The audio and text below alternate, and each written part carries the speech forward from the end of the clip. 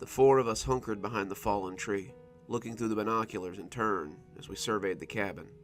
The cabin that had been abandoned for as long as we could remember, and now suddenly there was a candle burning in the window. This had been a summer to remember for sure, and it would become a summer that none of us would forget.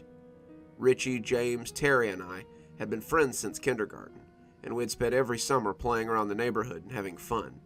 This summer, however, was special. We were 11 this year, or close enough to make no difference, and some of the restrictions had been taken off of us. We could ride our bikes a little farther, stay out a little closer to dark, and explore the woods around our house, as long as we weren't in a group. The woods had been a source of restricted adventure for us, and now we were free to explore them as we chose. The first day of summer, we all met at my house with backpacks and camping gear so we could start exploring. Terry had paper and intended to make a map. Richie had brought some of his dad's tools so we could make forts or little bases in the woods. James had the nose of his air rifle poking out of his bag, and I had my wrist rocket hanging from my back pocket. We felt like explorers preparing to head out into the unknown territory, and we just knew that this would be a summer to remember. We began by exploring the places we knew in the woods, places our dads had taken us camping, or our parents had let us go to on our own. Terry made a crude little map for us to follow, and as the summer unfolded, the map got bigger and bigger. Soon the small camp and the creek were joined by the berry bushes, the big rock, the snake sighting place. We had seen a big black snake there, but it had slithered away. And of course, the cabin. The cabin was the oldest thing we had found in the woods. It seemed to be abandoned, but it was so well maintained that it had to be owned by someone. The land was well kept as well. There was no trail either, and the trees would have made even a small car difficult to get in there. We figured it was some forest dweller's summer cabin or something, and we left it alone. We had other things to occupy our time, though, and the cabin was soon forgotten about. We spent the first month of summer building forts and making rafts so we could sail down the creek. We thought we might play pirates if we had a raft, and we started lashing some of the big logs together with some rope from my dad's shed. We made a sail from some old bed sheets. The raft was laughably small, only one of us could have fit comfortably on it at a time, but we still had fun imagining the four of us sailing up the creek to the small lake that led to it. On July 1st, the first weekend of high summer, we asked our parents if we could camp out in the woods for the weekend. We'd all been in Boy Scouts for a few years, and we'd all gone camping before out there. We felt that we could probably survive in the woods with some food to cook and some shelter to keep the elements off. To our surprise, our parents agreed, on the grounds that we did not camp too far in the woods, and we marked our map where we would be so they could find us. "No more than a mile into the woods," my dad had said, "and you make sure to clean up after yourself so you don't attract anything you can't handle." So we packed our knapsacks and prepared for a weekend in the great outdoors. We hadn't realized how close we were to the cabin when we set up camp, but when Terry had come back with firewood and told us about the candle burning, we had discovered that we were only about 20 minutes from it. We had all been sent out on such errands, and Terry was the last one to return. I had been setting up the tents, Richie had made the journey to the creek for water, James had been digging the latrines we would use, and Terry had been getting firewood. It was getting on in the afternoon when he finally arrived, and the hot dogs in the cooler were calling our names. He dropped the firewood and told us we had to come see this. So here we were, watching the cabin for signs of life. Other than the candle, there wasn't much to see. There was no vehicle in front of the cabin, no lights on in the house, and had it not been for the candle, it would have been just as cold and abandoned as it always was. As it grew darker and no lights came on inside either, we kind of lost interest in the cabin and returned to our campsite. It had been a momentary curiosity at best, but our stomachs were grumbling and we were ready for dinner. As the darkness settled in, we had our weenies on sticks and roasting nicely over the fire. We had begun chatting about the adventures we would have this weekend, and the laughter around our fire was loud and merry. James had put some root beer in the cooler, and we were breaking out the Jiffy Pop as we prepared to tell ghost stories. Ghost stories were a huge part of any campout, and we meant to outdo each other with our tales of terror that would rival anything we had ever read. "I got one," Terry said, letting his hot dog slowly burn into a charcoal lump. "I read it online. This guy lives with his grandpa, and he said his friend turned into a tree."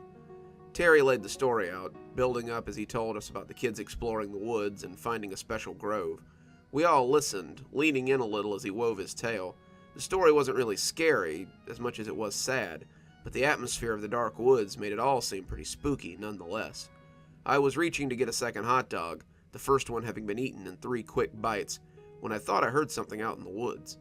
It sounded big, bigger than us at least, and I took out the little flashlight I had and shone it into the woods. James looked up from spearing another hot dog, craning his neck to look into the spot my flashlight was illuminating. "Something out there?" he said. Not sure, but I thought I heard something." All of them turned to look, eyes peering into the murky blackness, but whatever it had been was either still or had moved on. "I've got one," said Richie. "It's pretty scary, though. I hope you guys can handle it." We all laughed, throwing a few marshmallows at him, before he leaned in and started his story. There were 4 friends out on a camping trip. They were staying the night in the woods, just their sleeping bags and the fire to keep them safe against the elements. Well, they felt all the night like something was watching them, so they decided to set a watch and make sure that nothing snuck up on them. They would each keep watch for 2 hours while the others slept, and as the others settled in, the first boy sat and watched that night. The fire crackled as we listened, and I thought I heard the snap of a twig again. Was something out there? Was it stalking us? It sounded big, but I suppose it could be a deer or a possum or something. The story isn't about him, though. The story isn't about the second boy either. This story is about the third boy, the boy who must watch through the depths of the night. The second boy had no sooner shaken him awake than he was curled in his sleeping bag and snoring happily. The third boy had slept for a few hours, but he was still tired. He didn't like staying up late, and was used to being snug in his bed when the sun went down. He sat by the fire, the warmth wafting up into his face, and he felt warm and comfy as he began to drowse. I heard a stick crack to my left, and I cut my eyes in that direction. Just then, something stepped on a branch out in the woods, and the boy found his drowsiness melting away. What was that? Some sort of animal? A person? A monster coming to eat him? The boy sat up a little straighter, but he was so tired, he could barely keep his eyes open, and the fire felt so good. I could see something out of the corner of my eye, but I couldn't be sure what it was. An animal? A person? A monster come to eat us up? He looked around, but he could see nothing. The small fire did little to light the forest around him, so he reached for more wood and began to build it up again. His hands shook with each piece he grabbed, and the coals danced as he slid the fresh logs into the flames. He soon had the fire raging, a burning pyre that threatened to catch the lower branches of the nearby trees on fire, but still, he could see only the vague outline of what stalked him. Whatever it was, it looked big like a bear, maybe even bigger.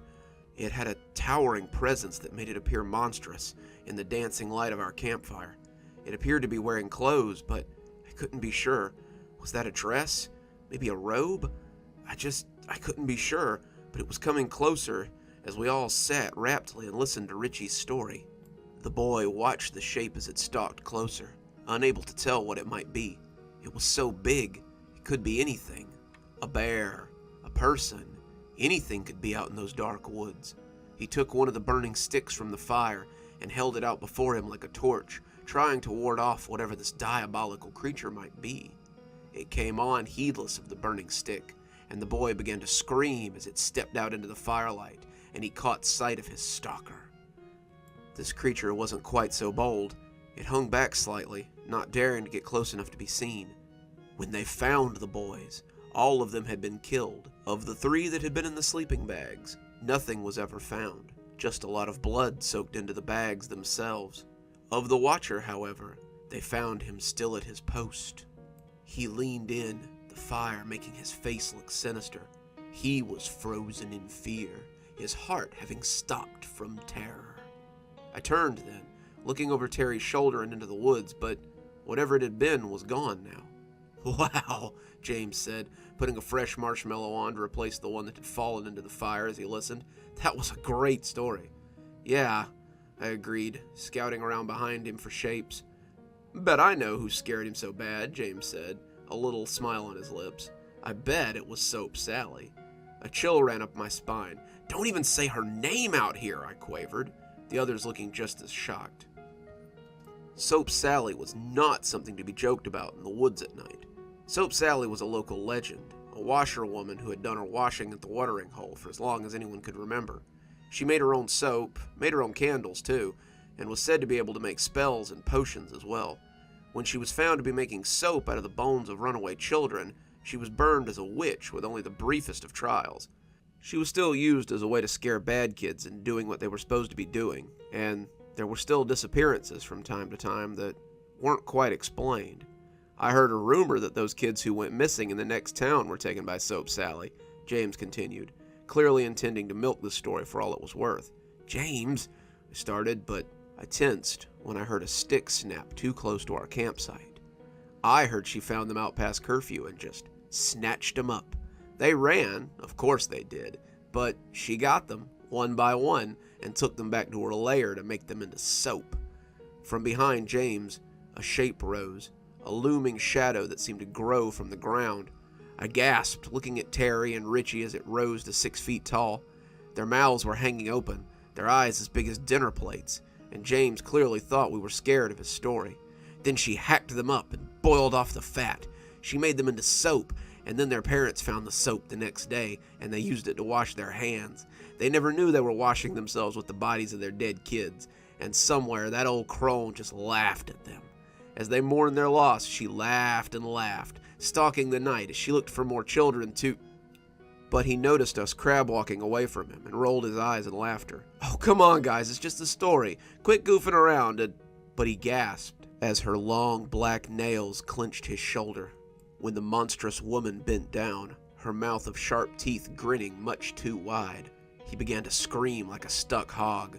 We all screamed then, running into the woods like bullets fired from a gun.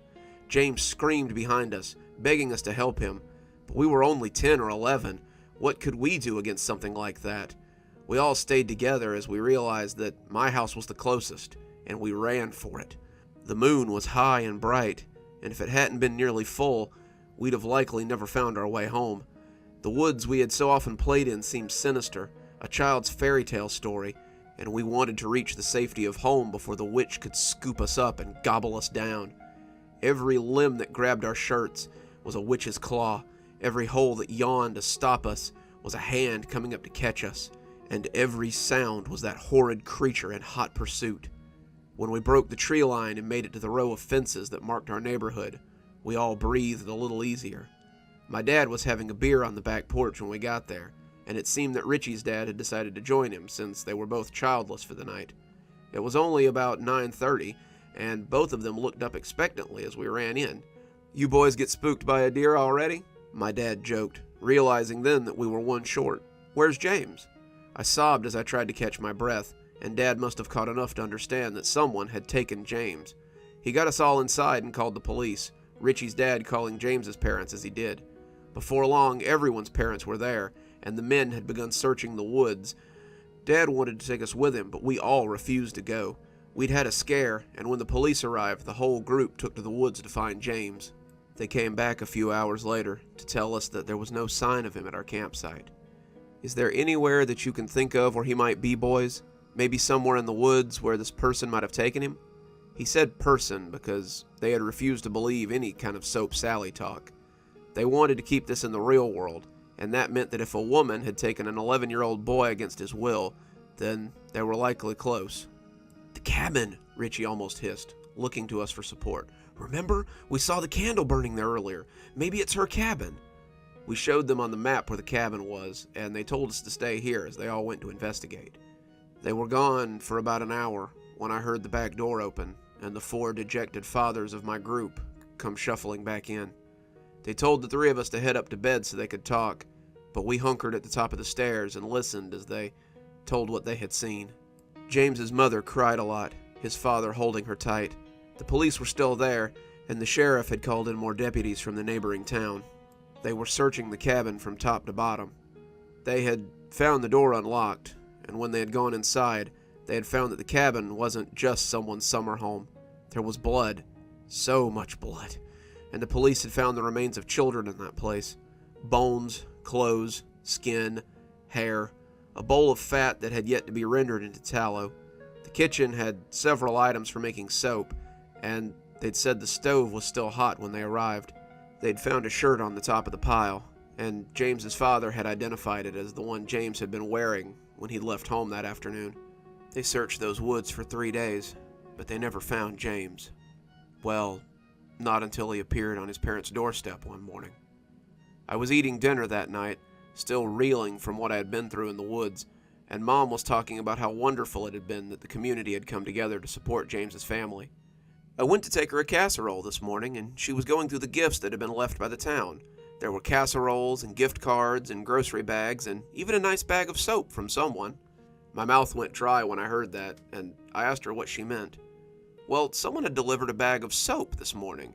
They looked really great, handmade and so smooth. She told me I could have some if I wanted. I left it in the upstairs bathroom if you guys want to use it. My mom stopped talking when I started hyperventilating. I don't think the police took us seriously at first, but once they did whatever they did with the soap and found bone fragments in it, they started taking us a lot more seriously. James's mother was hospitalized after that, going into a full-blown catatonic state, and the search was redoubled as they tried to find the killer. That was a long and strange summer, full of curfews and lots of dads riding around on neighborhood watch detail as they took kids from summer school to home or to and from summer events. They never found the woman that took James, but my friends and I never expected they would. We never went into those woods again. It's been years since the campout, but sometimes I still look at the woods from the back porch and can swear I see the specter of Soap Sally as she looms at the edge.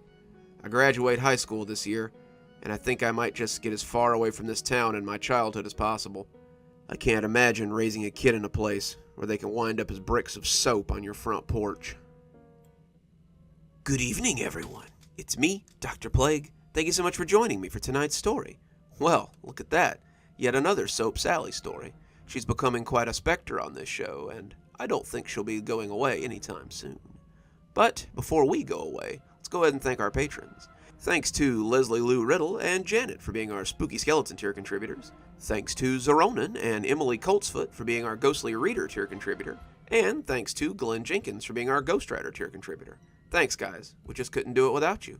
If you too would like to support the show, come on down to Patreon. Patrons of all levels have a ton of great stuff they get, as well as getting their spooky a day early, on a Tuesday or a Thursday. If you'd like to support the show in other ways, I've got a book out. There's a link in the description, so come on down and buy it. Compilation 4, Sleepless Nights, should hold many familiar tales if you're a fan of the show, so what are you waiting for? Come on down and see what all the fuss is about. And as always, thanks for stopping by. Dr. Plague, signing off. Have a wonderful evening.